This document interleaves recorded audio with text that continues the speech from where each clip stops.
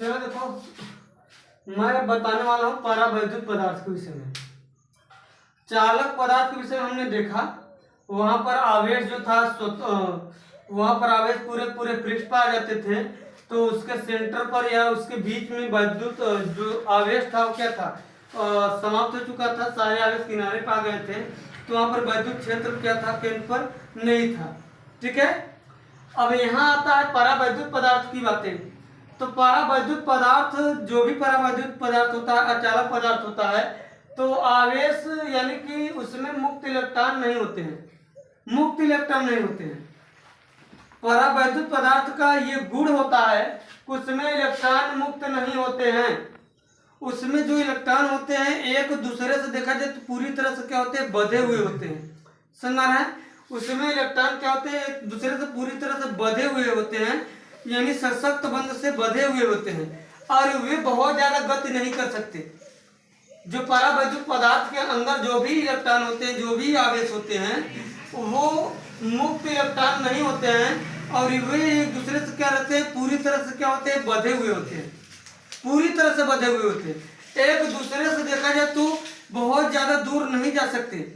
तो यही कारण है देखा जाए तो इसके केंद्र पर भी आवेश कुछ बचा रहता है, यानी कि परावैद्युत पदार्थ यानी कि अचालक पदार्थ के भीतर भी वैद्युत क्षेत्र पाया जाता है। क्यों? क्योंकि उसके अंदर कुछ आवेश बचे रह जाते हैं। यही कारण है कि जो परावैद्युत पदार्थ के अंदर भी वैद्युत क्षेत्र होता है, पृष्ठ पर भी होता है, पृष्ठ से कुछ दूर भी होता है ना, और केंद्र पर भी होता है। कारण क्या है? वैद्युत क्षेत्र तो एक समान है, यहाँ भी वैद्युत क्षेत्र एक समान है, लेकिन इसके जो आवेश हम देते हैं परावैद्युत पदार्थ को, जहां भी आवेश देंगे आवेश वही ठहर जाएगा, गतिमान नहीं होगा, क्योंकि मुक्त नहीं है। जब मैं मुक्त नहीं करूंगा, जब मैं इसको स्वतंत्र नहीं छोड़ूंगा, तो जहां मैं रख दूंगा वही रहेगा। बात समझ में? जहां मैं रख दूंगा, जैसे कोई भी वस्तु है ना, या कोई भी व्यक्ति को आप ले लो ना, यदि उसको जेल में डाल दिया जाए तो वो मुक्त है क्या? जहां डाला जाएगा वही रहेगा। वजह क्या है? क्योंकि वो मुक्त नहीं है ना, वो किसी के अधीन है। तो यहाँ भी मुक्त इलेक्ट्रॉन नहीं है, ये अधीन है। अधीन क्यों है? क्योंकि परावैद्युत पदार्थ के अंतर्गत है। बात समझ रही है?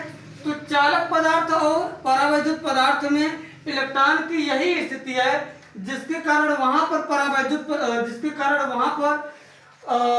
उसके सेंटर पर आवेश नहीं होता है, और सेंटर पर आवेश न होने के कारण क्या होता है, वैद्युत क्षेत्र उसके अंदर जीरो हो जाता है। और यहाँ पर वैद्युत क्षेत्र क्या होता है, यहाँ पर वैद्युत क्षेत्र इसके अंदर उपस्थित रहता है। तो ये मुक्त इलेक्ट्रॉन की स्थिति है। ठीक है, तो यहाँ पे लिखेंगे यहाँ पर वैद्युत क्षेत्र केंद्र पर होता है। यहाँ पर वैद्युत क्षेत्र केंद्र पर होता है। ठीक है, बहुत ज्यादा कुछ है नहीं। ठीक है, सिर्फ अंतर बताना था चालक तथा परावैद्युत पदार्थ में।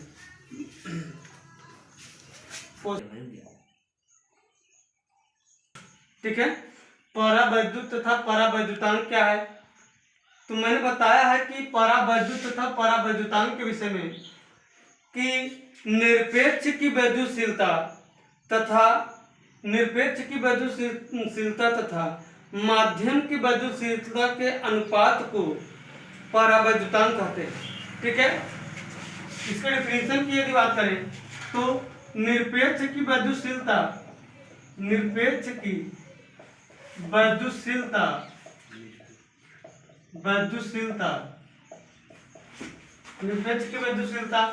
तथा माध्यम की वैद्युतशीलता के अनुपात को, निरपेक्ष की वैद्युतशीलता तथा माध्यम की वैद्युतशीलता के अनुपात को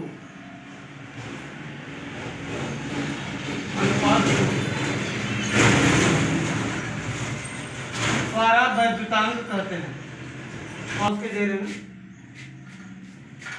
अनुपात को परावैद्युतांक कहते हैं।